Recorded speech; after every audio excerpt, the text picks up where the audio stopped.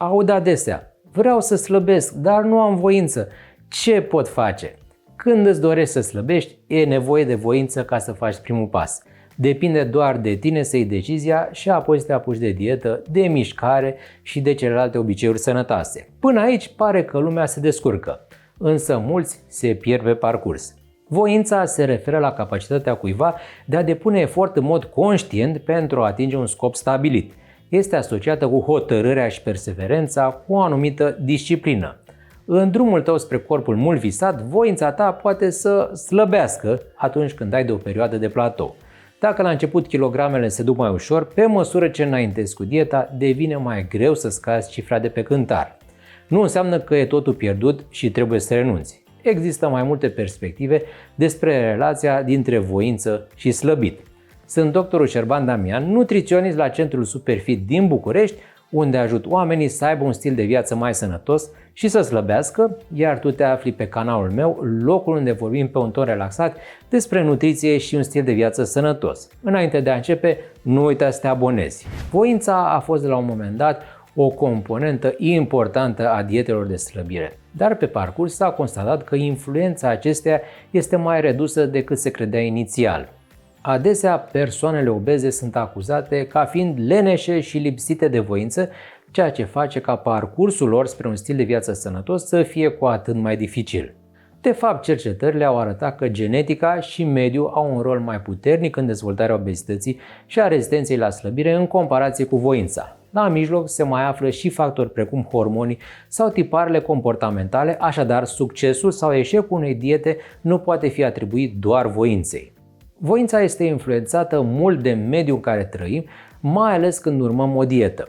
Cei mai mulți dintre noi au mereu la îndemână dulciuri și fast food, care sunt foarte ușor de procurat. Nici nu trebuie să te deplasezi până la magazin, e suficient să faci o comandă online. Cu cât ispitele culinare sunt mai puternice și mai numeroase, cu atât pare că și voința începe să scârție.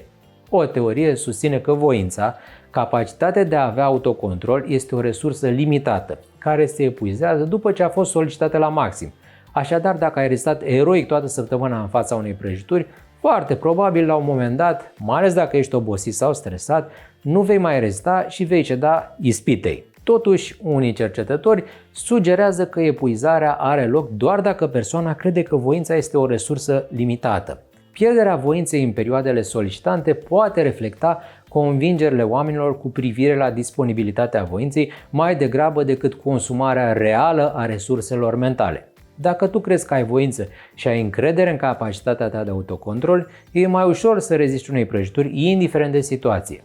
Iată că atitudinea contează. Interesant, nu-i așa?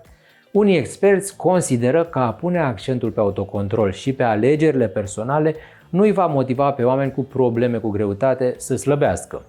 Propunerea lor ar fi reducerea importanței voinței, concentrarea pe diminuarea efectului mediului și adoptarea de obiceiuri noi.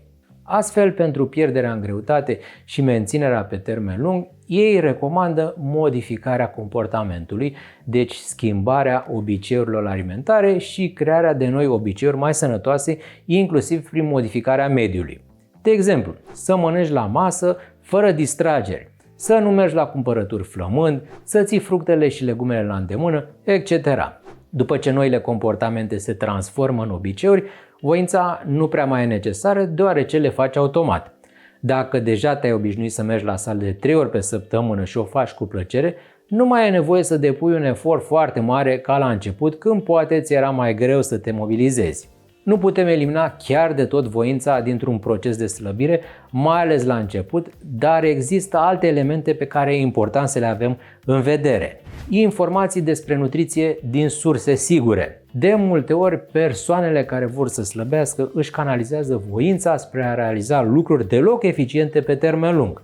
Restricționează exagerat de mult numărul de calorii, fac sport în exces și dintr-o dată mănâncă doar brocoli și salate fără gust, își refuză orice mică plăcere culinară. Dacă ai cunoștințe de bază despre nutriție, vei înțelege mai ușor pe ce aspecte trebuie să te concentrezi când vrei să slăbești, iar pentru asta îți pun la dispoziție o platformă modernă cu cursuri de nutriție pe care le poți urma de oriunde în ritmul tău. În descrierea acestui clip ți-am lăsat un cod de reducere pe care îl poți folosi la oricare curs dorești. Schimbări mici și realiste. Fă pași mici care să nu necesite un efort de voință major. În loc să renunți dintr-o dată să mănânci dulciuri, poți să reduci treptat cantitatea înlocuindu-le cu o gustare din fructe. Ai grijă să mănânci suficiente mese pe durata zilei. Sau înlocuiește sucul cu o opțiune fără zahăr sau cu un ceai. Transformări în mediul din jur. Ține la îndemână gustări sănătoase, pregătește-ți de seară echipamentul de sport pentru a doua zi, gătește mai mult acasă, fă exerciții fizice alături de un prieten sau apelează la un antrenor. Odihnă suficientă. Lipsa somnului reduce voința când vine vorba de mâncare, mai ales că lipsa somnului stimulează de asemenea hormonii apetitului, cum ar fi grelina, care cresc pofta de alimente reconfortante, bogate în grăsimi și dulciuri. Deschidere și curiozitate. De exemplu, dacă vrei să consumi mai multe fibre, caută rețete pentru a combina și găti mai gustos legumele sau încearcă fructe pe care nu le-ai mai mâncat. Mișcare. Se pare că o modalitate de a-ți încărca bateria voinței este prin exercițiile fizice. Studiile arată că oamenii care se antrenează fac în general alegeri alimentare mai bune decât cei care au un stil de viață sedentar. Recompense. Recompensează-te pentru obiceiurile bune adoptate, dar nu prin mâncare de preferat. De exemplu, dacă ai mers la sală de 3 ori pe săptămână timp de 3 luni, îți poți cumpăra un echipament de antrenament pe care ți-l dorești. Susținere. Cere ajutorul unui specialist, nutriționist sau psiholog dacă nu reușești să slăbești pe cont propriu. Voința nu este cheia care îți va rezolva toate problemele cu greutate, deoarece slăbitul nu este doar despre voință. Dacă nu ai reușit să slăbești până acum, nu renunța. Te aștept la Centru Superfit să slăbești și să-ți menții o greutate sănătoasă. Sper că aceste informații ți-au fost de folos. Dă-mi un like și nu uita să te abonezi la canalul Dr. Damian.